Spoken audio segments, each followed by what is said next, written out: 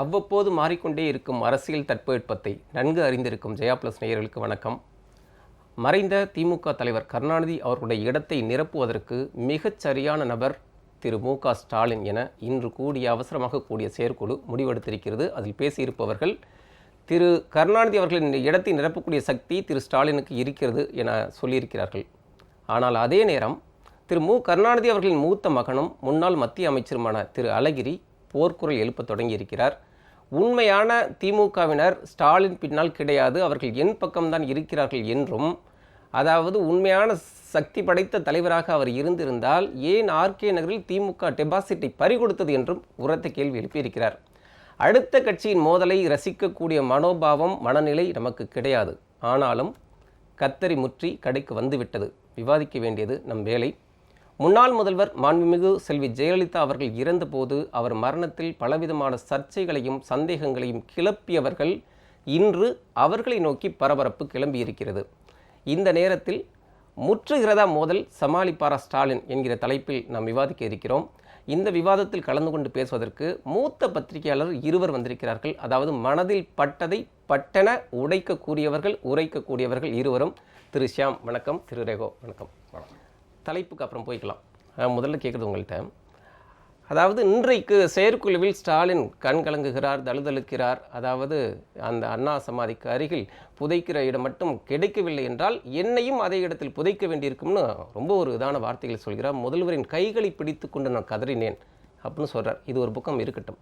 ஆனால் முன்னாள் முதல்வர் செல்வி ஜெயலலிதா அவர்கள் இறந்தபோது பலவிதமான சர்ச்சைகளை, சங்கடங்களை உருவாக்குகிற அளவுக்கு கேள்வி எழுப்பியவர்கள் அவர்கள்தான். இன்னொன்று, அந்த சமாதியை எதிர்த்து வழக்கு போட்டவர்கள் அவர்கள்தான். ஜெயலலிதா அவர்களுடைய ஒரு படம் திறக்கப்பட்ட, சட்டசபையில் திறக்கப்பட்ட போது அதை கடுமையாக கண்டித்தவர்களும் அவர்கள்தான். இதெல்லாம் நம்மை நோக்கி திரும்புங்கிற மனநிலை அவங்களுக்கு இருந்திருக்காதா? அதை யோசிக்க தவறிட்டாங்களா? அடிப்படையான சில விஷயங்களை நாங்கள் பதிவு செய்தாக வேண்டும். சரி, கலைஞர் கருணாநிதியோடு நெருக்கமாக பழகிய காலங்கள் எனக்கு கிடைத்தன. கிட்டத்தட்ட ஒரு 10 வருடங்களுக்கு மேலாக நான் முரசொலியில் பணியாற்றிய போது அவருடன் நெருங்கி பழகுகிற, அவரை கூர்மையாக கவனிக்கிற வாய்ப்பு எனக்கு கிடைத்தது. அந்த வகையில் நான் அவரை அணுகுகிற முறை கொஞ்சம் வித்தியாசமானது. கலைஞர் கருணாநிதியை விமர்சிப்பது எப்படி? என்னை பொறுத்தவரை கருணாநிதிக்கு 3 முகங்கள். ஒன்று இலக்கிய முகம். சரி, அது அழகானது, அற்புதமான ஒரு இலக்கியவாதி. தமிழை கையாளுவதில் மிக தேர்ந்தவர் அவர், அதில் மாற்று கருத்து என்பதே இல்லை. அது ஒரு அழகிய முகம். இரண்டாவது சமூக நீதி முகம். அந்த முகமும் ஓரளவுக்கு அழகானது. காரணம் என்றால் அவருடைய பின்னணி. அவரே பல பேட்டிகளின் போது சொல்லியிருக்கிறார், நான் இந்த மாதிரி மிகவும் பிற்படுத்தப்பட்ட ஒரு வகுப்பில் பிறந்தவன், அதனால் பல ஏளனங்களுக்கு ஆளாகியவன் இள வயதிலேயே, எனக்காகவும் போராடி இருக்கிறேன்னு சொல்லியிருக்காரு. அதிலிருந்து மீண்டு வர வேண்டும் என்ற ஒரு உத்வேகம், தன்னுடைய இனத்தை மட்டுமல்ல தன்னை சார்ந்தவர்களுடைய இனங்களையும் மேலே கொண்டு வர வேண்டும் என்கிற ஒரு உத்வேகம் இயல்பாகவே இளமையிலேயே அவருக்கு வந்துவிட்டது. அதனுடைய வெளிப்பாடுகள் தான் சில சமூக நீதி கோட்பாடுகள். அவர் அதை சாதித்திருக்கிறார். அதுவும் ஒரு அழகிய முகம். ஆனால் அரசியல் முகம் இருக்கிறதே, அதுதான் மிகவும் அழுக்கான முகம். அது நான் ஆணித்தரமாக இங்கே பதிவு செய்ய விரும்புகிறேன். இன்னும் குறிப்பாக சொல்லப்போனால், இந்த பார்வை, அரசியல் பார்வை, சமூக நீதி பார்வை, இலக்கிய பார்வை, இந்த பார்வைகள் எல்லாம் எதுக்காகனா அரசியலில் நேர்கின்ற பிழைகளை எல்லாம் போர்த்துவதற்காக உள்ள போர்வைகள் என்றே நான் நினைப்பேன். இலக்கிய போர்வை அது ஒரு போர்வை. அப்புறம் சமூக நீதி போர்வை. இந்த போர்வைகளுக்கு உள்ளேயே அரசியலில் நடக்கக்கூடிய அசிங்கங்களை எல்லாம் மூடி மறைக்கப்படுகின்றன. அதுதான் இயல்பாக நடந்தது. அதனுடைய விளைவு, அதனுடைய நீட்சியை தான் நம்ம இன்றைக்கி பார்த்து கொண்டிருக்கிறோம். பேரறிஞர் அண்ணாவிடம் ஒரு முறை பத்திரிகையாளர்கள் கேட்கிறார்கள், வாரிசு அரசியலை பற்றி நீங்கள் என்ன நினைக்கிறீங்க அப்படின்னு. பேரறிஞர் அண்ணா சொன்ன வார்த்தைகள் பொன்னெழுத்துக்களால் பொறிக்கப்பட வேண்டியது. இன்றைக்கு அரசியலில் இருக்கக்கூடிய ஒவ்வொருவரும் தங்களுடைய உள்ளத்தில் எழுதி வைத்துக் கொள்ள வேண்டிய வாசகங்கள். வாரிசு அரசியலை பற்றி நாம் கவலைப்பட வேண்டியதில்லை. ஹைதராபாத் நிஜாம் குடும்பத்தினர் கவலைப்பட வேண்டிய விஷயம் அது. அப்படி என்றால் அந்த காலத்திலேயே வாரிசு அரசியலை மிக வன்மையாக எதிர்த்திருக்கிறார் அண்ணா என்று பொருள். ஆனால் பேரறிஞர் அண்ணாவின் தம்பி என்று சொல்லக்கூடிய கலைஞர் கருணாநிதியுடைய நிலைமை என்ன? குடும்பம்தான் எல்லாவற்றையும் தீர்மானிக்கிறது என்கிற மாதிரியான நிலை எல்லோருக்கும் தெரியும். 2006ஆம் ஆண்டு அவர்கள் ஆட்சி கட்டியில் வந்த பிறகு எல்லா பத்திரிகைகளிலும் எழுதினார்கள், கிச்சன் கேபினட் என்று ஒன்று உண்டு. முக்கிய முடிவுகள் எல்லாம் எங்கே எடுக்கப்படுகின்றன? குடும்பத்தில் தான் எடுக்கப்படுகிறது. இப்போ கூட நிறைய விஷயங்கள் ஆழமாக பேச வேண்டியிருக்கு, பின்னாடி பேசலாம் நினைக்கிறேன். எனவே இந்த அரசியல் என்பதே குடும்பத்தை சுற்றித்தான் பின்னப்பட்டிருக்கிறது என்பதை நீங்கள் அழுத்தம் திருத்தமாக புரிந்து கொள்ள வேண்டும். இன்னொரு சின்ன செய்தி, நான் ஏற்கனவே முகநூலில் அது பதிவு செய்திருக்கிறேன். நான் முரசொலியில் நான் சேர்ந்த புதிது 1984ஆம் ஆண்டு நினைக்கிறேன். முரசொலியில் நான் எழுதிய 2வது கட்டுரையின் பெயர் வா இளைஞனே வசந்தம் படைப்போம் என்பது. இந்த கட்டுரை மு.க. ஸ்டாலினை ஒரு அரசியல் தலைவராக முன்னிறுத்தி எழுதப்பட்ட கட்டுரை. நன்றாக கவனிக்க வேண்டும். அதாவது முதல் கட்ட கலைஞர் கருணாநிதி, பேராசிரியர் அன்பழகன் இவர்களை தவிர வேறு யாரை பற்றியும், அண்ணாவை பற்றி இவர்களை தவிர வேறு யாரை பற்றியும் கட்டுரைகள் இடம்பெறக்கூடாது என்று விதி இருந்த காலகட்டம் முரசொலியில். புரியுது. அப்போ மு.க. ஸ்டாலினை பற்றி நான் அந்த கட்டுரை எழுதுகிறேன். சரி. மறுநாள் காலையில் கலைஞர் முரசொலிக்கு வருகிறார். சண்முகநாதன் என்ன வந்து கூப்பிடாரு, ரெகோனா யார் அப்படின்னு. நான் அப்போ தான் புதுசாக சேர்ந்திருக்கேன். சரி. நான் எனக்கு ஒரு சின்ன நடுக்கம், ஏன்னா தூரத்திலிருந்து பார்த்த ஒரு தலைவர், பத்திரிகைகளில் பார்த்து வியந்த ஒரு தலைவர். சரி. அவர் கூப்பிட்றாருன்னு சொன்ன உடனே நேருக்கு நேரே பார்க்க போகிறோமேனா ஒரு பக்கம் ஆச்சரியம், ஒரு பக்கம் ஆனந்தம், ஒரு பக்கம் சின்ன ஒரு லேசான ஒரு நடுக்கம். உள்ளே போன உடனே அந்த கட்டுரையை எழுதுன நீங்கள் தானே அப்படின்னாரு. ஆமாங்க அப்படின்னா. எழுத்து பிழைகளெல்லாம் கவனிக்க மாட்டீங்களான்னார். ஒரே ஒரு எழுத்து பிழை இருந்தது. நான் பகலில் எழுதி கொடுத்துட்டு போனது, கம்போஸ் பண்ணது, அது என்ன அப்போ ஹேண்ட் கம்போஸிங் தானே, இரவில் பண்ணது. அதனால் நான் அதை படிக்கலை.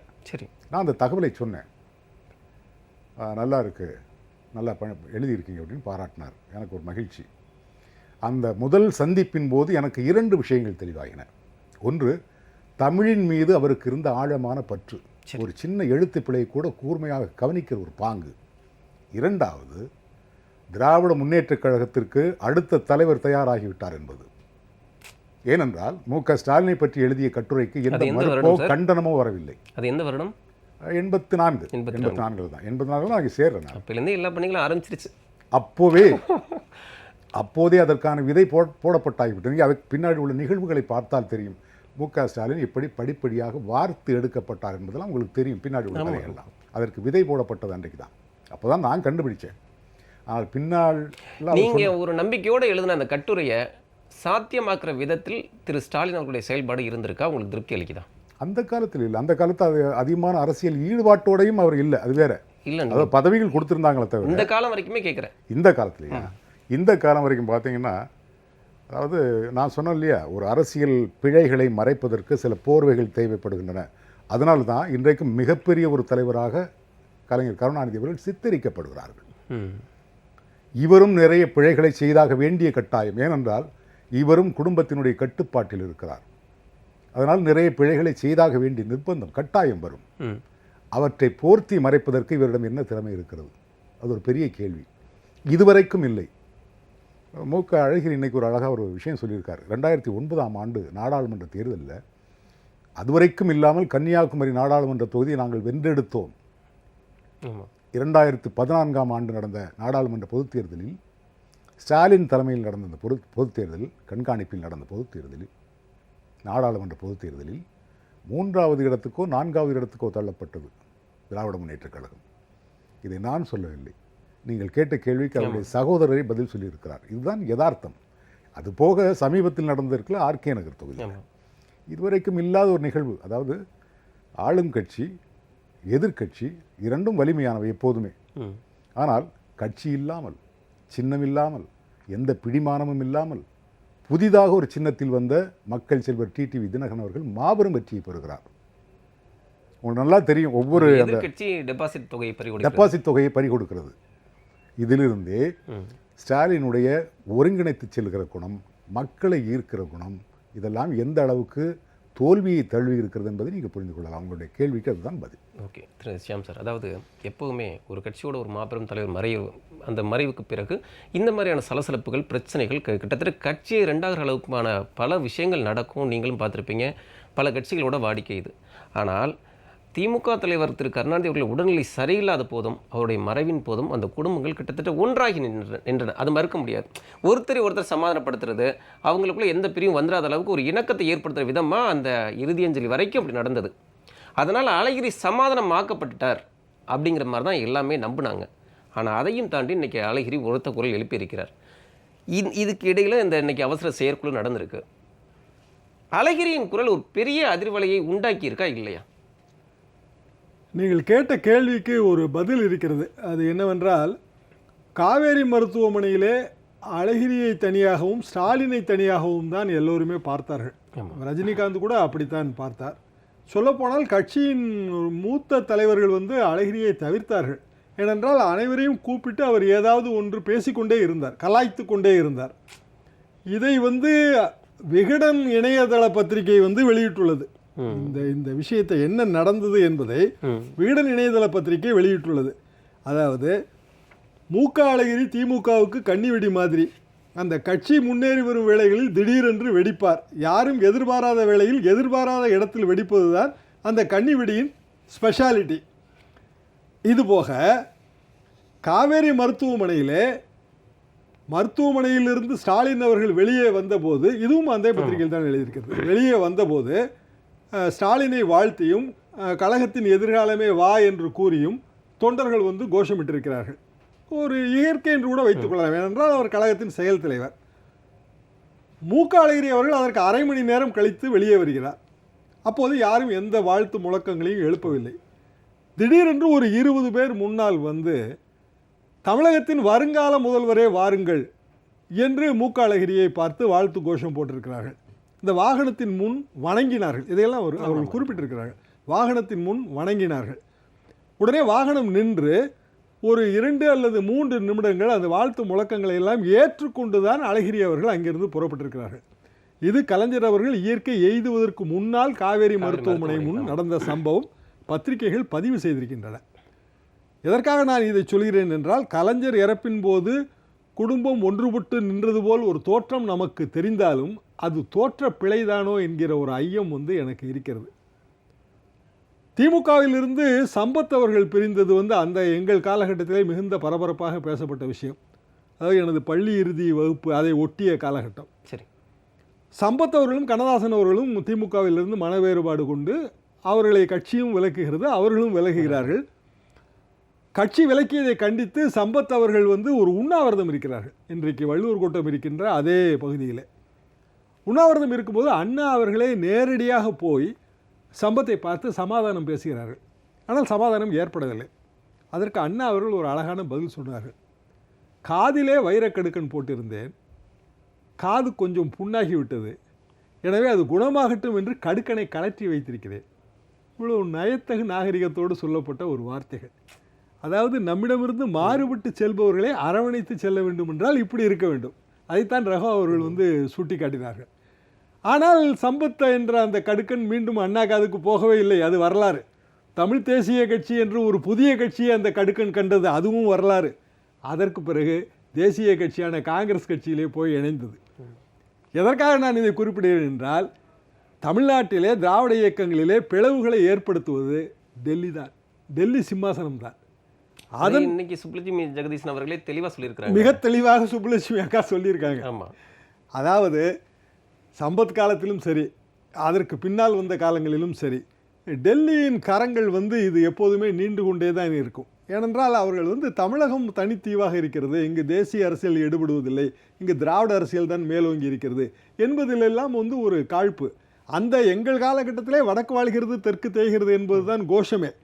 அப்படி இருக்கும்போது இயல்பாகவே டெல்லிக்கு நம் மேல் வந்து இந்த ஒரு மாற்றாந்தாய் மனப்பான்மை என்ற வார்த்தையை பலருமே கூறியிருக்கிறார்கள். இதில் அழகிரி விஷயம் வந்து அவர்களுக்கு ஏற்கனவே வசதியாக அமைந்தது. அழகிரி கட்சியை விட்டு நீக்கப்பட்டு 5 வருடம் ஆகிறது. 5 வருடம் கழித்து இப்போது மீண்டும் அவர் கட்சிக்கு வருவதிலே அது அர்த்தம் இல்லை. சரி, சொல்லப்போனால் நான் கட்சியிலே இல்லைன்னு அவரே தான் சொல்கிறார். எல்லா கட்சிகளிலும் இந்த விஷயத்தை நாம் கட்டம் கட்டுவது என்று பத்திரிகையாளர்கள் வந்து வர்ணிப்பார்கள். ரகோவுக்கும் அது தெரியும். ரகோ சொன்ன மாதிரி அந்த கையால் அச்சுக்கோர்க்கும் காலத்தில் கட்சியை விட்டு நீக்கப்படுபவர்கள் பெயர்களை கட்சி பத்திரிகையிலே போட்டு சுற்றிலும் ஒரு லயன் பிளாக் வைத்திருப்பார்கள், ஒரு வரியாலான அச்சுறு. அதைத்தான் அந்த கட்டம் கட்டுவது என்று அப்படியே சொல்லி நாங்கள் பழகினோம். இந்த கட்டம் கட்டப்பட்டு 5 வருடம் ஆகும்போது, கட்டம் கட்டப்படுகின்ற போது ஒரு அறிக்கை வெளியிடப்பட்டது. அது வந்து ரொம்ப ரொம்ப வித்தியாசமான அறிக்கை. சாதாரணமாக கட்டப்படும்போது அப்படிப்பட்ட அறிக்கை வருவதில்லை. அதிலே வந்து பேராசிரியர் அன்பழகன் என்ன சொல்லியிருந்தார் என்றால், திமுக தென்மண்டல முன்னாள் அமைப்பு செயலாளர் மு க அழகிரி கழக கட்டுப்பாடை மீறியும் கழகத்திற்கு அவப்பெயர் ஏற்படும் வகையிலும் செயல்பட்டு வந்ததால் தற்காலிகமாக அவர் நீக்கி வைக்கப்பட்டுள்ள நிலையில் திமுக கழகத்திலிருந்து அறவே நீக்கி வைக்கப்படுகிறார். டிஸ்மிஸ்ட். இது ஏதோ குழப்பம் வந்து விடக்கூடாது என்பதற்காக ஆங்கிலத்திலும் டிஸ்மிஸ்ட் என்று கொடுத்திருந்தார்கள். அதாவது எக்ஸ்பெல்டு என்பது ஒரு வார்த்தை. எக்ஸ்பெல்டு என்பது ஒதுக்கி வைத்தல், மீண்டும் நாம் சேர்த்துக் கொள்ளலாம். டிஸ்மிஸ்ட் என்பது வேறொரு வார்த்தை. டிஸ்மிஸ் என்றால் முற்றாக ஒழித்து கட்டுதல், இதற்கு பிறகு மீண்டும் வரக்கூடாது. இது வந்து கலைஞர் அவர்களின் விருப்பமும் பேராசிரியர்களின் விருப்பமுமாக இருந்திருக்க வேண்டும். ஏனென்றால் அந்த வார்த்தையை அதற்காகத்தான் அவர்கள் பயன்படுத்தியிருக்கிறார்கள். அப்படி இருக்கும்போது அழகிரி அவர்கள் இங்கு வர முடியாது, அது அவருக்கும் தெரியும். சரி, ஆனால் அவர் ஏன் இந்த மாதிரியான ஒரு பிரச்சனையை இப்போது கிளப்புகிறார்? ஏனென்றால் அவருக்கு பின்னால் ஒரு சக்தி இயங்குகிறது, அதால் அவர் இயக்கப்படுகிறார். இந்த பிரச்சனையை தான் நாம் வந்து அதிமுகவின் ஏற்பட்ட சலசலப்பின் போதும் கண்டோம். நீங்கள் கூறியது போல பெரிய தலைவர்கள் மறையும் போது வந்து இப்படிப்பட்ட சலசலப்புகள் ஏற்படுவது என்பது வாடிக்கை தான். ஏனென்றால் தலைவர்களின் ஆளுமை என்பது மிகவும் பெரியது. இந்த தலைவருக்கு கீழ் பணியாற்றுபவர்கள் அவர்கள் வந்து 1, 2, 3 என்ற ஸ்தானத்தில் இருக்க மாட்டார்கள். 4வது ஸ்தானத்தில் இருந்தான் தொடங்கி இருப்பார்கள். இதுதான் இயற்கை. அப்படி இருக்கும்போது ஆல் ஆர் ஈக்குவல்ஸ். தலைவர் மட்டும்தான் வந்து அனைவருக்கும் சமமானவர் அல்ல, அவர் பொதுவானவர். ஆக இந்த சமமானவர்களுக்கிடையே சண்டை ஏற்படுவது என்பது சரித்திரத்தின் சாபம். இது வந்து இயற்கை. இப்படிப்பட்ட ஒரு நிலையில் வந்து இயற்கையாக ஏற்படுகிற சலசலப்பு இயற்கையாக அடங்கிவிடும். இப்போ அண்ணா அவர்கள் மறைந்த போது நாவலர் அவர்களுக்கும் கலைஞர் அவர்களுக்கும் வந்து இதே போன்ற சலசலப்பு ஏற்படும் போது மக்கள் தலைவர் எம்ஜிஆர் அவர்கள் அதை சமாதானப்படுத்துகிறார். அந்த சலசலப்பால் வந்து கட்சி வந்து உடையவில்லை. அண்ணா அவர்கள் அவ்வளவு பெரிய தலைவர் மறையும் போது கட்சி உடையவில்லை. 71 திராவிட முன்னேற்ற கழகம் எம்ஜிஆர் அவர்களின் துணையோடு 184 இடங்களை பிடிக்கிறது. அதை நாம் நினைவில் வைத்துக் கொள்ள வேண்டும். ஆனால் கலைஞர் அவர்கள் அதற்கு பிறகு எம்ஜிஆர் அவர்களை விலக்கும் போதுதான் வந்து கட்சி உடைகிறது. அது கலைஞரின் தவறு, எம்ஜிஆரின் தவறு அல்ல. அதற்கு பிறகு எம்ஜிஆர் அவர்கள் மறைந்த போது ராஜீவ்காந்தி அவர்கள் ஜானகி அம்மையாருக்கு ஆதரவு தருவதாக கூறி தங்களிடம் இருக்கின்ற எம்எல்ஏக்களை தருவதாக கூறித்தான் கொரோனா அன்றைய ஆளுநர் குரானா அவர்கள் ஜானகி அம்மையாரை பதவியேற்க அழைக்கிறார்கள் 96 எம்எல்ஏக்களோடு. சரி, ஆனால் வந்து கடைசி நேரத்தில் ராஜீவ்காந்தி அவர்கள் வந்து அந்த முடிவுக்கு அவர் இல்லை, இது எம்ஜிஆர் லிகசி, எம்ஜிஆரின் உண்மையான லிகசிக்கு தான் நாங்கள் வாக்களிப்போம் என்று கூறிவிட்டார். ஆட்சி கவிழ்ந்தது. ஆக எப்போதுமே வந்து டெல்லி இது மாதிரியான ஒரு சூழ்ச்சியிலே நம்மை சிக்க வைப்பதும் அதுவே வந்து அந்த சூழ்ச்சியிலே சிக்கி சின்னாபின்னமாவதும் டெல்லிக்கு இது ஆபத்து தான். அது அவர்கள் புரிய மாட்டேன் என்கிறது. அது அவர்களையே சிக்கி சின்னாபின்னமாகவும் தான் தமிழ்நாட்டு அரசியல் வரலாற்றிலே பத்திரிகையாளனாக நான் இதுவரை கண்டது. ரகோவுக்கும் அந்த அனுபவம் கண்டிப்பாக இருக்கும் என்று தான் நான் நினைக்கின்றேன். ஆக மொத்தத்திலே அழகிரி அவர்கள் தொடங்கி வைத்துள்ள இந்த போர் என்பது தொடருமா என்று கேட்டால் கண்டிப்பாக தொடரும். இறுதி வெற்றி யாருக்கு என்று கேட்டால் இறுதி வெற்றி மக்களுக்கு தான். மக்கள் தான் கடைசியிலே தீர்மானிக்க போகிறார்கள்.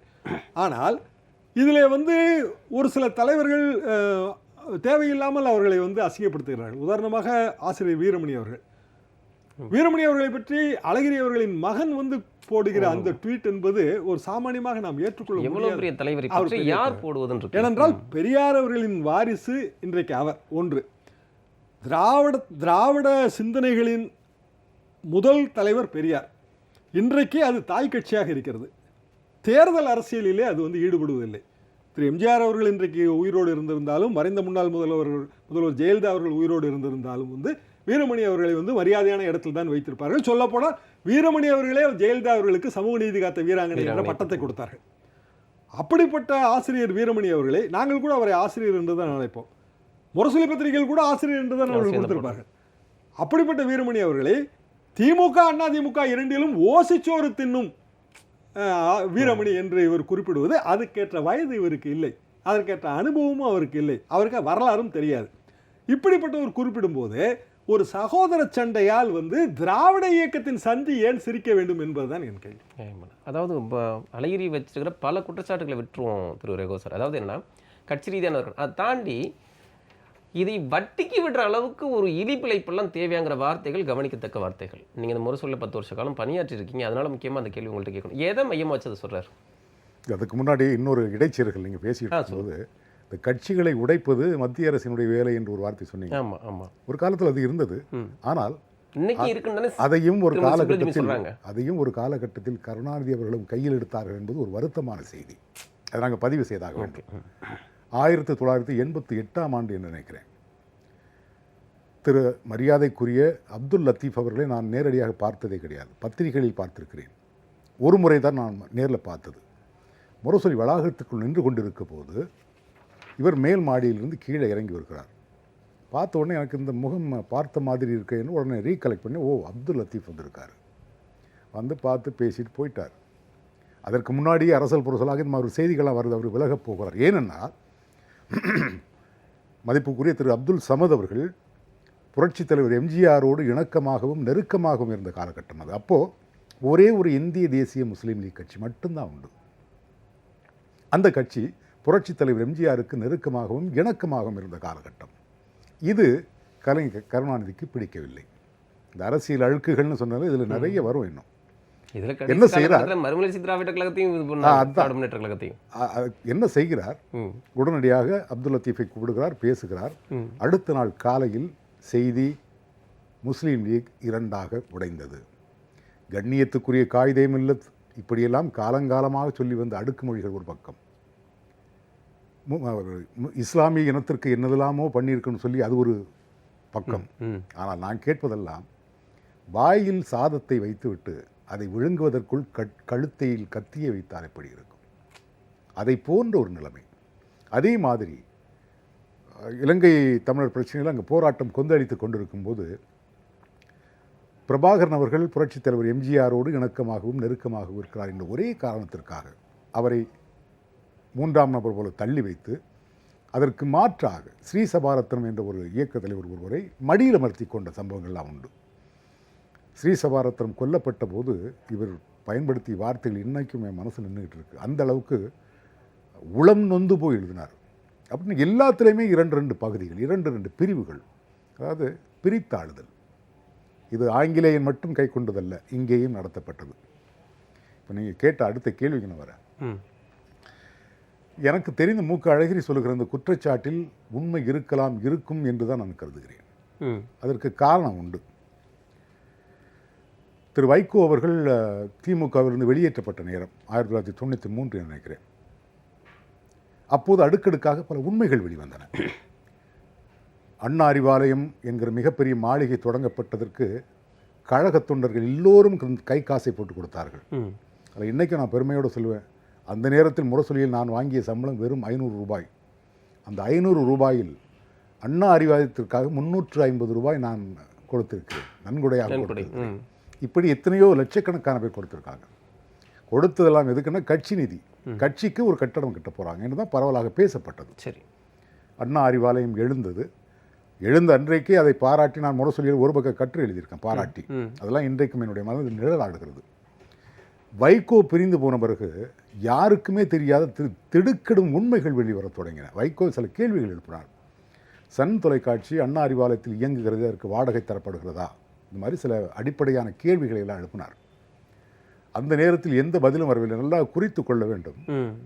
ஒரு 10 நாட்கள் கழித்து முரசொலி மாறன் பெயரில் முரசொலியில் ஒரு சின்ன சிங்கிள் காலம் செய்தி, முரசொலி மாறன் பெயரில் வர அறிக்கை சிங்கிள் காலத்தில் வருது. 10 நாள் கழித்து நாங்கள் வாடகை தருகிறோம், அதற்கான ரசீது இருக்கிறது என்று. அதற்கு எதுக்கு 10 நாட்கள்?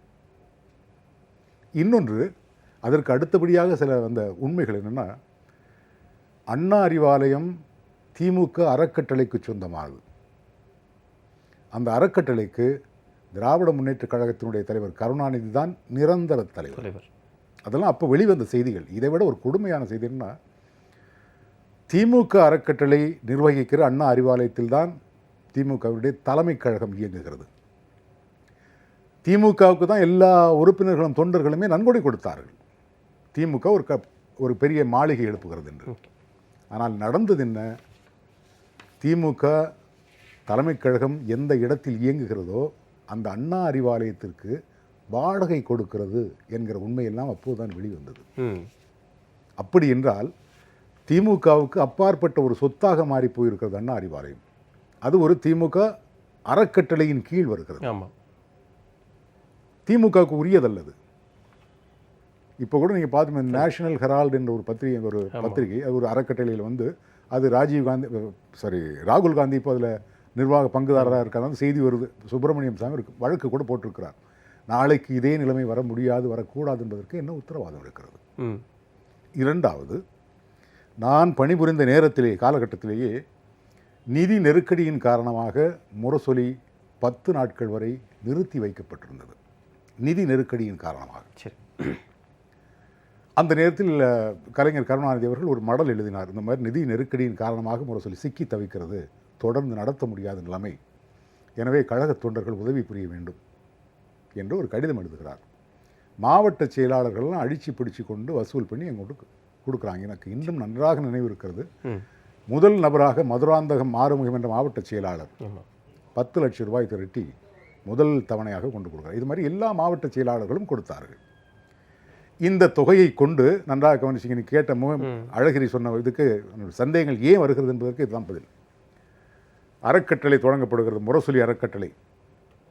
தனியார் வசம் இருந்த முரசொலி நாளிதழ் அறக்கட்டளையாக மாறி திமுகவினுடைய இன்னொரு அங்கமாகிறது. சரி. காசு கொடுத்ததெல்லாம் தொண்டர்கள். ஆனால் இந்த முரசொலி அறக்கட்டளை இப்போது நிர்வகிப்பது யார் தெரியுமா? உதயநிதி ஸ்டாலின். அவருடைய நிர்வாகத்தினுடைய நேரடி பொறுப்பில் இயங்குகிறது. இப்படி அறக்கட்டளைகளை தன் வசம் வைத்து கொண்டிருந்தால் அதனுடைய வரவு செலவு எங்கே போகிறது என்ற கேள்வி எழுமா எழாதா? இதைத்தான் அழகிரி அவர்கள் நாசுக்காக சொல்லியிருக்காரு என்று நான் இது மட்டும் இல்லை, இன்னும் அவர் நிறைய சொல்லியிருக்காரு. எனக்கு தெரிந்த 2 விஷயங்கள் இது. சார், அழகிரி அவர்களுடைய குற்றச்சாட்டில் உண்மையான விசுவாசிகள் ஏன் பக்கம்தான் அப்படிங்கிறாரே, அது நியாயமானதை தெரியுதா உங்களுக்கு? அழகிரி எதை வைத்து அதை சொல்கிறார் என்றால், அவர் இயல்பாகவே அவர் கட்சியில் சில பேர் பேசுகிறப்ப சார் ரொம்ப தன்மையானவர், அனுசரித்து போகக்கூடியவர், கஷ்டப்படுறவங்களை தூக்கி அதை மறக்காதவருங்கிற மாதிரி ஒரு முன்னாடிலேருந்து பேசுவாங்க. அதன் அடிப்படையில் சொல்கிறாரா இல்லை இன்றைய நிலைமையின் அடிப்படையில் சொல்கிறாரா? இல்லை, அதன் அடிப்படையில் தான் சொல்கிறார். அழகிரியை பொறுத்தவரையில் அவருக்கு சில ப்ளஸ் பாயிண்ட்கள் உள்ளன. ஒன்று, தொண்டர்களோடு நீங்கள் சொல்வது போல ரொம்ப இணக்கமாக போகக்கூடியவர். சரி. அவருக்கென்ற அந்த தனி செல்வாக்கை அவர் வைத்திருந்தார். அது அவரோட ப்ளஸ் பாயிண்ட். திரு ஸ்டாலின் அவர்களை பொறுத்தவரையில் அவர் எப்போதுமே அந்த அளவுக்கு அவர் ஒரு இன்ட்ரோவர்ட், ஒரு தனக்குள்ளேயே இருப்பவர். அது ஒரு பிரச்சனை. அது கலைஞர் அப்படி கிடையாது. ரகோ கூறியது போல் அவருக்கு 3 முகங்கள், அந்த முகத்தில் இனிமையான முகங்களும், இனிமையான 2 முகங்கள் உண்டு தான். ஆனால் அழகிரியை பொறுத்த வரைக்கும் அவர் ஒரு அடிப்படையில் ஒரு மிகப்பெரிய பணியாளர், ஒரு ஒர்க்கர். அமைப்பு வேலைகளிலே மிகச் சிறப்பாக செயல்படுவார், தேர்தல் வேலைகளிலும் சிறப்பாக செயல்படுவார். ஆனால் சிக்கல் என்ன வருகிறது என்றால், திமுகவின் அமைப்பு சட்டம் துணை விதி, அதாவது நமது தேர்தல் கமிஷனில் அவர்கள் கொடுத்திருப்பதுபடி அந்த டிசிப்ளினரி ப்ரொசீடிங்ஸை பற்றி அவர்கள் விரிவாக கொடுத்திருக்கிறார்கள். சரி. அதில் அந்த கான்ஸ்டியூஷன் பக்கம் 75 section 11, in disciplinary proceedings the decision taken by the general secretary shall be final and binding என்று கொடுத்திருக்கிறார்கள். ஒழுங்கு நடவடிக்கை எடுக்கும்போது பொதுச் செயலாளர் எடுக்கும் முடிவு தான் இறுதியானது. பொதுச் செயலாளர் இப்போது யார் என்றால் பேராசிரியர் அன்பழகன். பழைய பொதுச் செயலாளர் என்றால் அண்ணா காலத்தில் அவைத்தலைவர் மட்டும்தான். அது அதிகப்படியான அதிகாரங்கள் கொண்ட அமைப்பு. இப்போது அது அப்படி அல்ல. அவைத்தலைவர்ங்கிறது டம்மி போஸ்ட் ஆயிடுச்சு. இப்போ தலைவராக்கி விட்டார்கள். கலைஞர் காலத்தில் தலைவராக்கி அதை மாற்றி விட்டார்கள். இப்போ பொதுச் செயலாளர் அன்பழகன் அப்படி என்பவர் இந்த அறிக்கையிலே அழகிரி நீக்க உத்தரவிலே அவர் தான் கையெழுத்து போட்டிருக்கிறார். அவர் அவர் போடும்போது என்ன சொல்கிறார் என்றால், கழக முன்னோடிகளுக்கும் கழக தலைமைக்கும் இழுக்கு ஏற்படும் வகையிலே இவர் செயல்பட்டார் என்று அவர் கூறுகிறார். அப்படி இருக்கும்போது அன்பழகன் அவர்கள் அழகிரியை மீண்டும் சேர்க்கின்ற அந்த விஷயத்திலே முனைப்பு காட்டவில்லை என்று அழகிரி அவர்களே அதை கூறியிருக்கிறார்கள் அந்த நேற்றைய இதில். மேலும் செயல் தலைவர் உத்தரவுப்படி தான் அன்பழகன் செயல்படுவார் என்பது அனைவருக்குமே தெரிந்த விஷயம்தான். ஆக அழகிரி உள்ளே சேர்க்கப்பட போவதே இல்லை என்பது அழகிரிக்கும் தெரியும். இது அவருக்கு தெரியாது கிடையாது. யாரும் விரும்பலங்கிறதே சொல்லிட்டாரு. இது போக திமுக அமைப்பு சட்டம் 15 ரூபாய்க்கு அண்ணா அறிவாலயத்திலேயே விலைக்கு கிடைக்கிறது. அதனால் அவருக்கு கண்டிப்பாக அது தெரிஞ்சிருக்கும். அப்படி தெரிஞ்சிருக்கும் போது ஏன் இந்த பிரச்சனையை நேற்று அவர் கிளப்புகிறார்? ஒன்று. இரண்டாவது, கலைஞர் அவர்களே நீக்கி வைத்தவர் அழகிரி. அதை நாம் மறந்து விடக்கூடாது. கலைஞர் அவர்களே நீக்கிய பல தடவை அவரை கொண்டாடி இருக்காரு சார். பல தடவை தேர்தல் நாயகனா அவர் சித்தரிச்சிருக்கிறார். தென்மண்டல அமைப்பு செயலர் பதவி கொடுத்திருக்கிறார், மத்திய அமைச்சர் பதவி கொடுத்திருக்கிறார். தன்னோட மகனாக மட்டும் பார்க்காமல் இவ்வளவு கிரீடங்களை சூட்டியிருக்காரு. அடிப்படையில் நமக்கு வர்ற கேள்வி என்னன்னா, கலைஞர் அவர்கள் திரு ஸ்டாலின் அவர்களே ரகோ கூறியது போல 84 பிறகு தனது வாரிசாக அவர் உருமாற்றி வரும்போது ஒரே உரையில் எதற்கு 2 கத்திகளை சொருக முயற்சித்தார் என்பது அடிப்படை கேள்வி. அதாவது மதுரையிலே மூத்த மகன் அழகிரி இருக்கும்போது இளைய மகன் திரு ஸ்டாலின் அவர்கள் இங்கே கொண்டு வரும்போது இயல்பாகவே இந்த சகோதர சண்டை வரும் என்பது அனைவருக்குமே தெரிந்த விஷயமாகத்தானே இருக்க முடியும். அது ஏனென்றால் அந்த காலகட்டத்திலே பெரிய மாநிலங்களை எல்லாம் நிர்வாக வசதிக்காக பிரிக்கிற திட்டம் வந்து மத்திய அரசிடம் இருந்தது. உதாரணமாக நம்ம உத்தரப்பிரதேசம் பிரிந்தது, மத்திய பிரதேசம் பிரிந்தது, தெலுங்கானா போராட்டம் ஆந்திராவிலே நடந்து கொண்டிருந்தது, தெலுங்கானா பிரியவில்லை. இதுபோல தமிழ்நாட்டிலும் வந்து திருச்சிக்கு தென்புறமாக ஒரு தனி மாநிலமாக பிரியும் என்கிற மாதிரியான ஒரு எண்ணமும் அபிப்பிராயமும் கனவும் சிலருக்கு இருந்தது. இது வந்து வரலாற்றின் ஒரு பெரிய விசித்திரமான ஒரு விஷயம். அதனால்தான் வந்து அழகிரி அங்கு போனார். உங்களுக்கு ஒன்று சொன்னால் நீங்கள் ஆச்சரியப்படுவீர்கள், கனிமொழி அவர்களை வந்து திருச்சியிலேயே வந்து குடியேற்ற வேண்டும் என்று கலைஞர் அவர்கள் நினைத்தார்கள். எனக்கு அது நன்றாக தெரியும். தாத்தையங்கார் தோட்டம் என்று சொல்வார்கள், பெரிய மாம்பழச்சாலை, ஆமாம் மாம்பழச்சாலை என்று சொல்வார்கள். அந்த பகுதியிலே அவருக்கு வந்து இல்லமெல்லாம் பார்க்கப்பட்டது. இப்படி வந்து அவர் வந்து அந்த மாதிரியாக தனது குடும்பத்தை பிரித்து தனது ஆதிக்கத்தை ஒவ்வொரு இடத்திலும் செலுத்த வேண்டும். இது அவரது இன்னொரு முகம், மூன்றாவது முகம். நான் ஒரு ரக சொன்ன மூன்றாவது முகம். இப்படி அவர் செய்து வைத்தார். ஆனால் அதுதான் இப்போது வினையாக இருக்கிறது. என்னவென்றால் அழகிரி அவர்கள் நேரடியாக ஸ்டாலினோடு மோத வேண்டிய ஒரு நிலை அவருக்கு வருகிறது, தன்னை சேர்க்க மாட்டார்கள் என்று தெரிந்த பிறகும். அப்படி என்றால் அவரது அரசியல் எதிர்காலம் என்ன, அவரை நம்பி இருக்கிற அவரது ஆதரவாளர்களின் எதிர்காலம் என்ன, இந்த கேள்வி நமக்கு இயல்பாக எழுகிறது. ஆக அரசியல் எதிர்காலம் என்பது சம்பத் தொடங்கிய மாதிரி ஒரு இன்னொரு கட்சி காலப்போக்கிலே ஒரு தேசிய கட்சியோடு சேருவது, இதை தவிர வேறு எதிர்காலம் இருப்பதாக எனக்கு தோன்றவில்லை. ஆனால் வரலாற்றின் விசித்திரமான விஷயம், இது போன்ற மோதல்கள் ஏற்படும் போது பழைய உட்கட்சி சண்டைகள், உட்கட்சியில் நடந்த பல விஷயங்கள், பல அந்தரங்கங்கள் வெளியே வரும். உட்கட்சி பூசலாவது வந்து சிசிடிவி மாதிரி, அது வந்து உள்ளே நடக்கும் உள்ளரங்க விஷயமாக இருக்கும். ஆனால் சகோதர சண்டை வந்து ஓப்பன் டெலிவிஷன், அது ஓப்பன் டெலிவிஷன், அதில் வந்து எல்லா விஷயங்களுமே வெளியே வரும். அப்படி என்றால் விதைத்ததற்கான அறுவடை தான் நடக்குதா? அப்படித்தான் நான் நினைக்கிறேன். ஏனென்றால் அந்த பிரித்தாழ்வது என்பது ஒரு அரசியல் ராஜதந்திரமாக பார்க்கப்பட்டாலும் பிரித்து ஆள்வது என்பதே ஒரு தவறான விஷயம் என்று தான் என்னோட சொந்த கருத்தே அதுதான். ஏனென்றால் அதனால் ஏற்படுகிற கெடு விளைவுகளை நாம் பார்க்கத்தான் செய்கிறோம். ஓ பன்னீர்செல்வம் அவர்கள் மறைந்த முன்னாள் முதலமைச்சர் ஜெயலலிதா அவர்களின் சமாதிக்கு முன்னால் தர்ம யுத்தம் நடத்தினார். அதன் கெடு விளைவுகளை இன்று வரை நாம் பார்த்து கொண்டிருக்கின்றோம். துப்பாக்கி சூடு தூத்துக்குடியிலே நடந்து இன்றைக்கு வந்து சிபிஐ விசாரணைக்கு உத்தரவிடப்பட்டிருக்கிறது. அந்த கெடு விளைவு எதிலிருந்து வந்தது என்றால் அரசாங்கம் வந்து அது செயல்பட முடியாத ஒரு அரசாக மாறியதால் வந்தது. இந்த முடிவை அவர்கள் முன்பே எடுத்திருக்கலாமே. 100 நாட்கள் வந்து மக்கள் போராடினார்கள், ஒரு நாள் அல்ல, 2 நாள் அல்ல, 100 நாட்கள் போராடி 100வது நாள் நடந்த அமைதி ஊர்வலத்தில் இவ்வளவு பெரிய சேதாரம் வந்து ஏற்பட்டது. காரணம், அரசு வந்து மக்கள் பணிகளிலே கவனம் செலுத்தாமல் வேறு பணிகளிலே கவனம் செலுத்துவது முக்கிய காரணம். ஒரு அரசு வந்து நல்ல நிலைத்த தன்மையோடு ஒரு சிறந்த தலைவரின் கீழ் இருப்பது தான் மக்களுக்கு நல்லது. ஏனென்றால் அதிகாரிகள் பயந்து வேலை செய்வார்கள், அது மிகவும் முக்கியம். அரசு என்பது அமைச்சர்களால் நடத்தப்படுவதே அல்ல, அதிகாரிகளால் நடத்தப்படுவது. வடக்குக்கு வாக்கப்பட்டவர்கள் போலலாம் இருக்காரு. கண்டிப்பாக அந்த பிரச்சனை தமிழ்நாட்டிலே வந்து ஒரு மிகப்பெரிய விஷயமாகவே இருக்கிறது.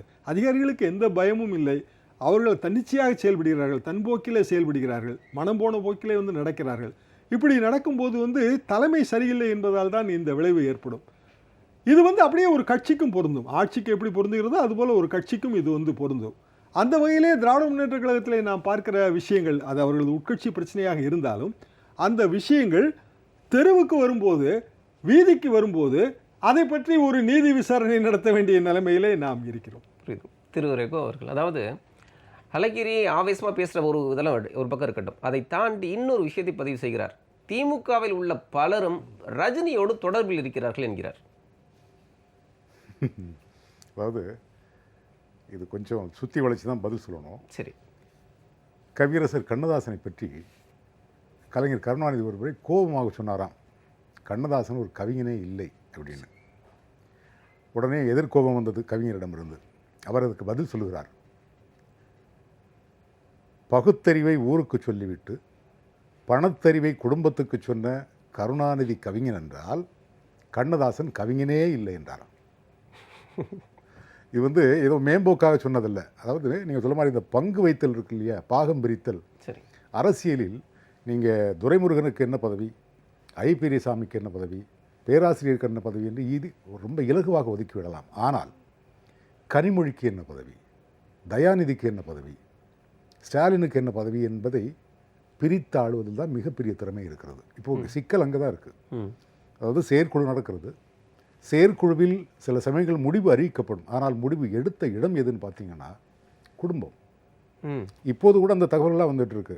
திருமதி செல்வியின் தலைமையில் தான் இப்போது பஞ்சாயத்து நடந்து கொண்டிருக்கிறது. தீர்வு அங்கே வந்து அதை தான் முதல் கேள்வியை ஷாம் சார்ட்டா தான் கேட்டேன். குடும்ப ரீதியான ஒரு பஞ்சாயத்து நல்லபடி முடிஞ்சிச்சுன்னு தான் வெளியில தகவல். அப்படி இல்லை. அப்படி இருந்திருந்தால் இன்றைக்கு அதற்கான அறிவிப்புகள் வந்திருக்கும். எனக்குள்ள சந்தேகம் இல்லை.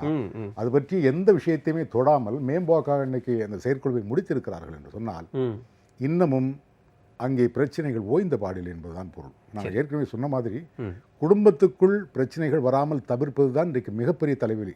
இது கலைஞர் கருணாநிதி இருக்கும்போதே அந்த நிலைமை தான் இருந்தது. ஒரு சின்ன சம்பவத்தை சொல்கிறேன். அதாவது இந்த செயற்குழு, பொதுக்குழு, குடும்பம்னு சொன்ன இல்லையா, ஒரு சின்ன உதாரணம். 2004ஆம் ஆண்டு முதன்முறையாக தயாநிதி மாறன் மக்களவைத் தேர்தலில் போட்டியிடப் போகிறார் என்று பரவலாக ஒரு செய்தி வெளிவந்து, அப்போ செய்தியாளர்கள் ஒரு தடவை கலைஞர் கருணாநிதியை பார்த்து கேட்கிறார்கள், இப்படி ஒரு செய்தி அழுபடுகிறதே, தயாநிதி மாறன் 2004ஆம் ஆண்டு பொது தேர்தலில் நாடாளுமன்ற தேர்தலில் நிற்கிறாரா? அதற்கு அவர் சொன்ன பதில் எனக்கு இன்னமும் நன்றாக நினைவு இருக்கிறது. அதை செயற்குழு கூடி முடிவெடுக்கும். முடிவுச்சா இது வெளியே. சரி, இவர் தேர்தலில் தயாநிதி மாறன் தேர்தலில் நின்று வென்று அதற்கு பிறகு ஒரு வார பத்திரிகைக்கு பேட்டியளிக்கிறார். சரி, அப்போது அந்த அரசியனுடைய சூட்சுமங்கள் அறியாத வயது, அவர் புதுசாக வந்திருக்கார் அரசியலுக்குள்ள. அவர் ஒரு பேட்டி தருகிறார். தாத்தா திடீர்னு ஒரு நாள் கலாநிதி மாறனை கூப்பிட்டு, நீ மக்களவை தேர்தலில் நிற்கிறியா அப்படின்னு கேட்டாராம். கலாநிதி மாறன் என்ன சொல்கிறாரு, இல்லை தாத்தா எனக்கு தொழில் இருக்குது, நான் அதை பார்த்துக்கிறேன், நீங்கள் வேணால் தம்பியை நிறுத்துங்க. உடனே அவர் தயாநிதி மாறனை கூப்பிட்டு கேட்குறாரு, தம்பி நீ நிற்கிறியா? தாத்தா நான் நிற்கிறேன், நீங்கள் சரின்னு சொன்னால் நான் நிற்கிறேன். நின்றார், வென்றார். வெளியே சொன்னது செயற்குழு, உள்ளே நடந்தது குடும்பம். இதை மீறி கலைஞர் கருணாநிதியாலேயே எதுவும் செய்ய முடியவில்லை. நிச்சயமாக ஸ்டாலினால் முடியாது. இன்னொரு விஷயம், ரஜினி நேற்று சொன்ன சில தகவல்களில் என்னை மிகவும் உறுத்திய, கோபப்படுத்திய ஒரு வார்த்தை உண்டு. அது எந்த கட்சியில் யார் வேணாலும் இருக்கலாம், அது எப்போ வேணாலும் விளையலாம், போகலாம். அது எதிர்காலத்தில் உள்ள அந்த ஆர்வலங்களுக்குள் நான் போக விரும்பலை. போகிற போக்கில் நீ கலைஞர் கருணாநிதியை எப்படி வேண்டுமானாலும் உயர்த்தி பேசுங்கள், ஆனால் ஒரு மாபெரும் மக்கள் தலைவரை இழிவுபடுத்தி பேசுவது எந்த வகையில் நியாயம்? அதாவது மலைக்கள்ளன் கலைஞர் கருணாநிதியின் வசனத்தை பேசியதால் தான் சூப்பர் ஸ்டாரான எம்ஜிஆர்ங்கிறது எவ்வளவு அபத்தமான, அயோக்கியத்தனமான ஒரு பேச்சு. எத்தனையோ லட்சக்கணக்கான இதயங்களிலே சிம்மாசனம் போட்டு கொலுவிருந்து கொண்டிருக்கிற ஒரு பெரிய ஒரு மகா பேரரசன் புரட்சித் தலைவர் எம்ஜிஆர் அவர்கள். அவர் நடித்து மிகப்பெரிய வெற்றி பெற்ற எல்லா படங்களுக்கும் கலைஞர் கருணாநிதி வசனம் எழுதினார். அதில் எங்கே வச்சு பேசுகிறாரு? நடிகர் சங்க சார்பில் நடக்கக்கூடிய ஒரு கூட்டம். இந்த நடிகர் சங்கத்துக்கு நிலத்தை தானமாக வழங்கியது புரட்சித் தலைவர் எம்ஜிஆர். அந்த நன்றி உணர்ச்சி கூட வேண்டாமா? அதற்கும் மேலாக முன்னாடியெல்லாம் அந்த எக்ஸ்ட்ரா நடிகர்கள்னு சொல்லுவாங்க, அதை துணை நடிகர்கள் என்று பெயர் மாற்றம் செய்தவர் புரட்சித் தலைவர் எம்ஜிஆர். இந்த மாதிரி நடிகர்களின் வளர்ச்சிக்காகவும் வாழ்நாளுக்காகவும் எண்ணற்ற நலன்களை செய்த புரட்சித் தலைவர் எம்ஜிஆரை பற்றி நடிகர் சங்கத்தின் சார்பில் நடந்த ஒரு கூட்டத்தில் அவரையே இழிவுபடுத்துகிற மாதிரி ஒரு பெரிய பேச்சை இத்தனை நடிகர்களும் கேட்டுக்கொண்டிருந்தார்கள் என்பது உண்மையிலேயே மனதுக்கு வேதனை தருகிறது. ரகுவுக்கு ஒரு சின்ன இடையூறு, ஆனால் கூடுதல் தகவல் தான். நடிகர்களுக்காக ஒரு பத்திரிகையும் நடத்தியவர் எம்ஜிஆர். நடிகன் குரல். அப்போது அதற்கான ஒரு சந்தாவுக்கோ அல்லது நன்கொடைக்கோ முன்னாள் முதல்வர் ஜெயலலிதா அவரிடம் கேட்டபோது அவர் சொன்னாராம், என்ன நடிகன் குரல், நடிகையர் குரல் கிடையாதா என்று. இது ஒரு சின்ன தகவல். இல்லை, இப்படியெல்லாம் செய்த ஒரு மாமனிதனை பார்த்து அவர் இன்றைக்கு உயிரோடு இல்லை. உங்களுடைய நோக்கம் என்ன? கலைஞர் கருணாநிதிக்கு அஞ்சலி செலுத்துவது, இரங்கல் தெரிவிப்பது. கலைஞர் கருணாநிதியை பற்றி எவ்வளவு வேண்டுமானாலும் புகழ்ந்து பேசலாம், தவறே இல்லை. ஆனால் ஒருவரை புகழ்ந்து பேச வேண்டும் என்பதற்காக ஒரு மாமனிதனை நீ எப்படி கீழே இறக்கி பேச முடியும்? எப்படி இகழ முடியும்? அவர் மலைக்கள்ளனில் நடித்து மாத்திரம் பேர் எடுக்கல. இன்னும் உண்மையிலே சொல்லப்போனால் நாடோடி மன்னன் தான் அவரை உச்சியில் தூக்கி வைத்த படம். அதற்கு கதை வசனம் எழுதியவர் கருணாநிதி அல்ல. ரெண்டாவது, வசனங்களால் மட்டுமே நின்றவர் அல்ல அவர். அவருடைய தத்துவங்கள், உலகுக்கு சொன்ன புத்திமதிகள், திருடாதே பாப்பா திருடாதே என்று சொன்னவர் அவர்தான். ஆனால் முதல் படத்தில், பராசக்தி என்ற படத்தில் ஒரு பாட்டு வரும். அது என்ன, பொணத்தை கட்டி எழும்போதும் தாண்டவக்கோனே, பெட்டி மீது கண் வைகடா தாண்டவ கோனை பராசக்தியில் உள்ள முதல் படத்தில் உள்ள பாட்டு. 2 பாடலுக்குள் உள்ள வித்தியாசம் உங்களுக்கு தெரியும் நினைக்கிறேன். புரியுது. இதில் ரஜினி தான் நான் கேட்குற கேள்வி. ரஜினியை அழகிரி இந்த இடத்தில் கொண்டு வர என்ன காரணம்? ரஜினி ஏற்கனவே இவர் ரஜினி இப்போ 2 பேரும் பார்த்துருக்காரு. ஆமாம், ரஜினிக்கும் அழகிரிக்கும் நல்ல இணக்கம் உண்டு. ஓகே. 2வது அழகிரியை பொறுத்தவரையில் சில விஷயங்கள் நாம் வெளிப்படையாக சொல்லித்தான் ஆகணும். சகோதரர் ஷியாம் அவர்கள் சொன்னதைப் போல பழகுவதற்கு மிகவும் இனிமையானவர் ஸ்டாலின். ஸ்டாலினை விட அழகிரி பழகுவதற்கு மிகவும் இனிமையானவர்கள். ஏன்னா நான் 2 பேரிடமும் பழகியவன், 2 பேருடைய குணாதிசயங்களையும் நேரடியாக கண்டவன். ஸ்டாலின் அவர்களுடைய அந்த அணுகுமுறையை விட அழகிரியுடைய அணுகுமுறை மிகவும் மென்மையானது. அதுக்கு பின்னால் நிறைய சொல்லுவாங்க, அவருக்கு பின்னாடி ஒரு பெரிய ரவுடி ராஜ்யம்லாம் நடத்தினார். நீங்கள் சொன்னதுக்கு இப்படி ஒன்றாக இருந்தவர்கள் பிறகு பிரிஞ்சு போகிறதுக்கும் அதான் காரணம். தினகரன் என்ற பத்திரிகை ஸ்டாலினுக்கு ஆதரவா அழகிரிக்கு ஆதரவா என்ற ஒரு கருத்து கணிப்பு நடத்தி அதன் விளைவாக 3 பத்திரிகையாளர்கள் இருந்து போனாங்க. பலி கொடுத்த பிறகுதான் அழகிரி மீது கலைஞர் கருணாநிதிக்கு ஒரு சின்ன கருப்பு புள்ளி விழுந்தது. திரு ஷியாம் சார், அதாவது ஆரம்பத்தில் இந்த பிரச்சனைகள்லாம் வர பார்த்தீங்கன்னா ஒரு அழகிரி ஒரு வார்த்தை சொல்கிறாரு, நான் எனக்கு பதவி கேட்கல, இப்போ கூட கனிமொழிக்கு கொடுங்கன்னு நான் கேட்டேன் அப்படின்னு அங்கே ஒன்று ஆரம்பிக்க பார்க்குறாரு. அடுத்து திமுகவில் இருப்பவர்கள் ரஜினியோடு நல்ல தொடர்பில் இருக்கிறார்கள், பக்கப்படுறதுக்கு ஆள் தர்றாரோ தானே சொல்கிறாரோ. ஏன்னா ரகோ சொன்ன மாதிரி ரஜினிக்கும் அழகிரிக்குமான நட்பு உலகறிந்தது. சரி, கலைஞர் அவர்களை காவேரி மருத்துவமனையில் சந்திக்க ரஜினி வந்தபோது அழகிரி அவர்களையும் பார்த்து தேடி போய் சந்தித்தார். ஆக திமுகவில் இருக்கும் பலர் என்று இவர் சொல்வதிலே அர்த்தமில்லை. ரஜினிகாந்த் அவர்கள் மக்கள் தலைவர் எம்ஜிஆர் பற்றி சொன்னது அனைவருக்குமே அது வருத்தமான விஷயம்தான். ரகோ அவர்கள் கூறியது போல எம்ஜிஆர் அவர்களின் புகழுக்கு வசனம் காரணமல்ல. சிவாஜி அவர்களின் புகழுக்கு வேண்டுமானால் வசனம் காரணமாக இருந்திருக்கலாம். எம்ஜிஆர் அவர்களின் புகழுக்கு வசனம் காரணமல்ல, இது அனைவரும் தெரிந்த ஒரு விஷயம். ஆக யாரையோ யாருக்கோ அஞ்சலி செலுத்துவதற்காக யாரையோ இழிவுபடுத்தி பேசுவது என்பது சகிக்க முடியாத விஷயம். அல்லது திமுக ஓட்டு வங்கியை உடைப்பதற்கு ரஜினிகாந்த் முயற்சிக்கிறாரோ என்ற ஒரு சந்தேகம் கூட இதில் எழுந்துவிடும். ஏனென்றால் இன்றைக்கு ஜெயக்குமார் அவர்கள் அதிமுக ஓட்டு வங்கியை உடைக்க முயற்சிக்கிறார், திமுக ஓட்டு வங்கியை உடைக்க முயற்சிக்கிறார் என்றெல்லாம் குற்றச்சாட்டுகள் எழுகின்றன.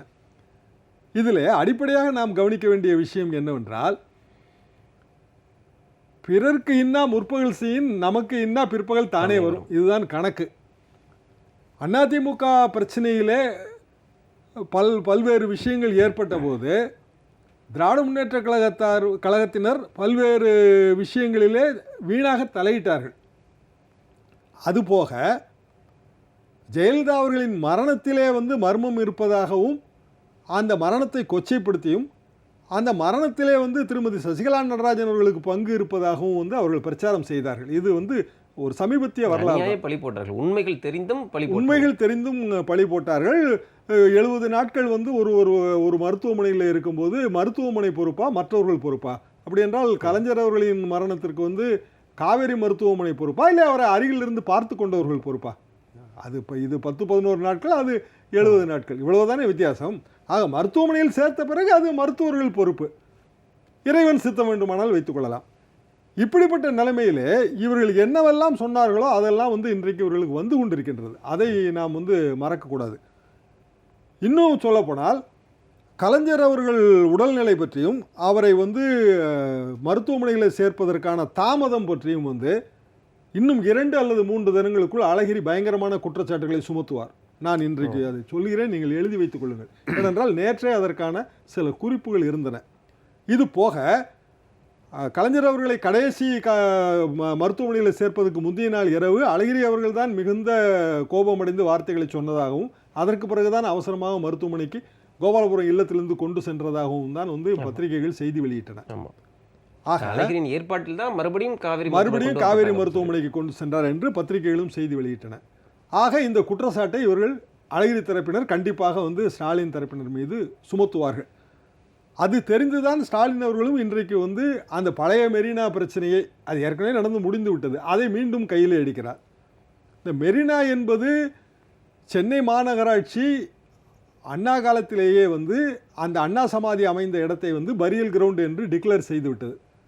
அது கார்ப்பரேஷன் விதியிலே கார்ப்பரேஷன் சட்டம், மெட்ராஸ் கார்ப்பரேஷன் ஆக்ட் என்பது 1919 பிரிட்டிஷ் காலத்து 1919 போட்ட சட்டம். பல்வேறு திருத்தங்களோடு நாம் இப்போது வந்து தமிழ்நாடு ஆக்ட் எண் 4 1919 என்று அதை வைத்திருக்கிறோம். இதிலே வந்து பரியல் கிரவுண்டுக்கு லைசன்ஸ் பெற வேண்டும் என்று ஒரு விதி இருக்கிறது. அது விதி எண் 319. அதன் கீழ் அண்ணா அவர்கள் மறைந்த போது அந்த இப்போது நாம் அண்ணா சதுக்கம் இருக்கிறதே அந்த இடத்தை வந்து அது ஒரு இடுகாடு என்று சென்னை கார்ப்பரேஷன் வந்து டிக்ளேர் செய்து லைசன்ஸ் தந்திருக்கிறது. அந்த காலகட்டத்தில் நாங்கள் மாணவர்கள் தான், நேரடியாக எங்களுக்கு இது நாங்கள் பார்க்கவில்லை, பத்திரிகைகளிலே படித்தோம். ஆனால் எம்ஜிஆர் அவர்கள் இறந்தபோது நாங்கள் எல்லாம் பத்திரிகையாளர்கள். அப்போது வந்து இதே போல் இன்றைக்கு எம்ஜிஆர் நினைவிடம் அமைந்திருக்கிற இடத்தை வந்து பரியல் கிரவுண்ட் என்று டிக்ளேர் செய்து அதற்கு பிறகுதான் வந்து ஜெயலலிதா அவர்களின் உடல் வந்து அங்கு நல்லடக்கம் செய்யப்பட்டது. அதாவது கார்ப்பரேஷன் இடுகாடு என்று சொன்ன இடத்திலே உடல் நல்லடக்கம் செய்யப்பட்டது. இதிலே புதிய அனுமதி எதுவும் தேவையில்லை. இப்படிப்பட்ட நிலைமையிலே அண்ணா நினைவிடத்திலே இவர்கள் வந்து கலைஞர் அவர்களை நல்லடக்கம் செய்ய வேண்டும் என்று விரும்பிய போது அரசு வந்து அதற்கு அனுமதி தந்திருக்க வேண்டும். ஆனால் தராமல் வேறு காரணங்களை சொல்லி இழுத்தடித்தார்கள். இதுதான் நடந்த உண்மை. ஆனால் ஸ்டாலின் அவர்கள் இன்றைக்கு என்ன கூறுகிறார்? கலைஞர் அவர்கள் உடல் நல்லடக்கத்திற்காக தான் எடுத்துக்கொண்ட அந்த சிரத்தை குறித்த ஒரு அனுதாபம் ஏற்பட வேண்டும் என்பதற்காக அதே நேரத்தில் அழகிரி இன்னும் 2-3 தினங்கள் அளித்து வைக்கப் போகின்ற குற்றச்சாட்டுகளை முன்பே முறியடிக்கும் விதமாகத்தான் இன்றைக்கு அவர் பேசியிருக்கிறார். நான் அப்படித்தான் அதை உணர்ந்தேன். ஏனென்றால் அதை அவர் வந்து மிகவும் உருக்கமாக அவர் பேசினார். இந்த மாதிரி அந்த உடல் நல்லடக்கம் அங்கு நல்லடக்கம் செய்வதற்காக நான் வந்து முதலமைச்சர் அவர்களின் கரங்களை பிடித்து கொண்டு நான் பேசினேன் என்று. அதற்கு முன்னதாகவே ஒன்று சொன்னார். அதை நீங்கள் கவனித்தீர்களா? நான் கவனித்தீர்கள் என்று தான் நான் நினைக்கிறேன். என்னவென்றால், சில நண்பர்கள் இதை எடுத்து கூறினார்கள் என்று. அந்த நண்பர்கள் எந்த ஊர்க்காரர்கள், அவர் டெல்லிக்காரர்களா என்பதுதான் எனது கேள்வி. டெல்லியிலிருந்து சொன்னார்கள் என்றுதான் நான் அதை கேள்விப்பட்டேன். ஆனால் வந்து மாநில அரசு அதற்கே உரித்தான ஒரு மெத்தன போக்கோடு தான் இதை கையாண்டது. வழக்கமாக அவர்கள் அப்படித்தான் கையாள்வார்கள். ஏனென்றால் இந்த பரியல் கிரவுண்டு இது எல்லாமே மாநில அரசே வந்து ஜனவரி மாதமே சென்னை உயர்நீதிமன்றத்தில் பிரமாண வாக்கு மூலமாக தயார் செய்து சமர்ப்பித்து விட்டது. டிராபிக் ராமசாமி அவர்கள் போட்ட வழக்கு என்னவென்றால், மெரினா பீச் என்பதிலே எந்த சமாதியுமே இருக்கக்கூடாது, அண்ணா அவர்கள் சமாதி உட்பட எல்லாவற்றையுமே தூக்க வேண்டும் என்பது அந்த வழக்கு. அதற்கு போட்ட கவுண்டர் அஃபிடவிட்டிலே எதிர்மனுவிலே வந்து இந்த விவரங்களை எல்லாம் அவர்கள் குறிப்பிட்டிருக்கிறார்கள். இவை எல்லாமே வந்து பத்திரிகைகளிலும் வந்த செய்திகள் தான், ஒன்றும் வந்து புதிய செய்தியே அல்ல. ஆனால் அது கூட தெரியாமல் வந்து மாநில அரசு மெரினாவிலே வந்து வைக்க முடியாது, அது வந்து கோஸ்டல் ரெகுலேஷன் ஜோன் கீழே வருகிறது என்று இவர்கள் சொன்னார்கள். சிஆர்செட் கோஸ்டல் ரெகுலேஷன் ஜோன் என்பது 1, 2, 3, 4 என்று 4 வகைப்படுகிறது. நமது மெரினா பீச் 2வது இடத்துல வருகிறது. இந்த 2வது இடத்துல வரும்போது இதற்கு ஹைடைட் லைன் என்று சொல்வார்கள். அதாவது இந்த கடல் பொங்கி வருகிறது அல்லவா, அப்போது அதிகபட்சமாக வருகிற அந்த கோடு, கற்பனை கோடு, ஹைடைட் லைன், HTL. இந்த HTL வந்து இந்தியா பூராவும் வந்து கடற்கரை ஓரங்களில் எல்லாம் மேப்பிங் செய்கிறார்கள். HTLக்குள் கட்டிடங்கள் வரக்கூடாது. ஆனால் அது இன்னைக்கு தமிழ்நாட்டுக்கு இன்னமும் மேப்பிங் செய்யவில்லை. மொத்தம் 6 மாநிலங்களுக்கு தான் அது செய்து முடித்திருக்கிறார்கள். என்ன காரணம் என்றால், அந்த இடத்திற்குள் வந்து கமர்ஷியலாக எக்ஸ்ப்ளாய்ட் செய்கிறார்கள். இப்போ யானை வழித்தடத்தில் எப்படி இந்த கட்டடங்கள் எல்லாம் இடிக்க வேண்டும் என்று உத்தரவு போடுகிறதோ நீதிமன்றம், அதே போல் இந்த HTL லைனுக்கு உள்பக்கமாக பல்வேறு கட்டடங்கள், ஹோட்டல்கள், விடுதிகள் இவையெல்லாம் வருகின்றன. இது வந்து நாளைக்கு ஆபத்தை தரும். உதாரணமாக நமக்கு சுனாமி வந்தபோது கட்டடங்கள் எல்லாம் அங்கே அடி வாங்கின. இதற்காக வந்து அந்த வழக்கு போடப்பட்டது. அதை வந்து இவர்கள் ஏற்கனவே கொடுத்த அனுமதியை பார்க்காமலோ இல்லது அவர்கள் லீகல் ஒப்பீனியன் சரியில்லாமலோ சென்னை உயர்நீதிமன்றத்தில் போடுகிறார்கள். ஸ்டாலின் அவர்களே சொல்கிறார்கள், அரசு என்ன விரும்புகிறதோ அதைத்தான் வந்து சட்ட அபிப்பிராயமாக லீகல் எக்ஸ்பர்ட்டுகள் சொல்லுவார்கள். நாங்களும் வந்து ஆட்சியில் இருந்திருக்கிறோம், எங்களுக்கு இது தெரியும் என்று அவர் கூறுகிறார். ஆக அழகிரி அவர்கள் இனிமேல் வைக்க போகிற குற்றச்சாட்டுகளுக்கும் சேர்த்து இன்றைக்கு வந்து இவர் பதில் கூறுகிறார். போக போக இது வந்து ஒரு மிகப்பெரிய விஷயமாகவும் மிகப்பெரிய சண்டையாகவும் தான் மாறும்.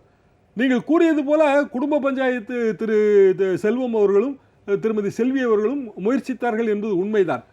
ஆனால் அது நடக்கவில்லை என்பதால் தான் நேற்றே வந்து அழகிரி அவர்கள் இந்த பிரச்சனையை கையில் எடுத்தார். இல்லை என்றால் நேற்று அவர் எடுத்திருக்க மாட்டார். இன்றைக்கு வந்து இந்த செயற்குழு முடிந்த பிறகு பார்த்துக்கொள்வோம் என்று தான் அவர் நினைத்திருக்க வேண்டும். ஒரு 12 மணி நேரத்திற்கு முன்பே அவர் எதற்கு இதை தொடங்க வேண்டும்? அது போக திமுக அமைப்பு சட்டத்தின்படி வந்து பொதுக்குழு தான் சில முடிவுகளை எடுக்க முடியும், செயற்குழுவுக்கு அந்த அதிகாரம் இல்லை. ஆனால் இன்றைய செயற்குழு என்பது செயற்குழு உறுப்பினர்கள் மட்டுமல்லாமல் எம்எல்ஏக்கள், எம்பிக்கள் மற்றும் சிறப்பு அழைப்பாளர்கள் கலந்து கொண்டார்கள். பொதுவாக செயற்குழுவில் அப்படி கலந்து கொள்வதில்லை. பொதுக்குழுவில் தான் நாம் சிறப்பு அழைப்பாளர்களை அழைப்பார்கள், செயற்குழுவில் அப்படி கலந்து கொள்வதில்லை. ஆக இது வந்து ஒரு அழகிரி அவர்களது போர்க்கொடியை எதிர்பார்த்து செய்யப்பட்ட ஒரு ஏற்பாடாகத்தான் நான் உணர்கிறேன். இல்லை, அதாவது இறுதியாக உங்கள்கிட்ட ஸ்டாலினோட பலவிதமான நடவடிக்கைகளை நீங்கள் பார்த்துருப்பீங்க, ஆரம்பகட்ட அரசியல் தொடங்கி இன்றைய அரசியல் வரை. இன்று, அதாவது நான் சொல்கிறேன், இன்று செயற்குழுவில் நடந்து கொண்ட விதமும் அவருடைய பேச்சுங்கிறது பார்த்திங்கன்னா ஒரு பரிதாபத்தின் உச்சம். கிட்டத்தட்ட அதாவது நான் அண்ணா சமாதியில் மட்டும் தலைவருக்கு இடம் கிடைக்கலன்னா அந்த இடத்தில் என்னை புதைக்க வேண்டியிருக்குங்கிற வார்த்தை வரைக்கும் சொல்கிற இந்த மாதிரியான இந்த ஒரு முகம் அழகிரியோட கலவரத்தை கண்ட்ரோல் பண்ண முடியுமா? முடியாது. அழகிரியின் கலவரத்தை உணர்ந்து கொண்டதால் ஒரு அனுதாபத்தை ஏற்படுத்துவதற்காகத்தான் அவர் அவ்வாறு கூறுகிறார். அதாவது திமுகவினர் மத்தியில் அனுதாபத்தை உருவாக்க வேண்டும் என்பது அல்ல. சரி.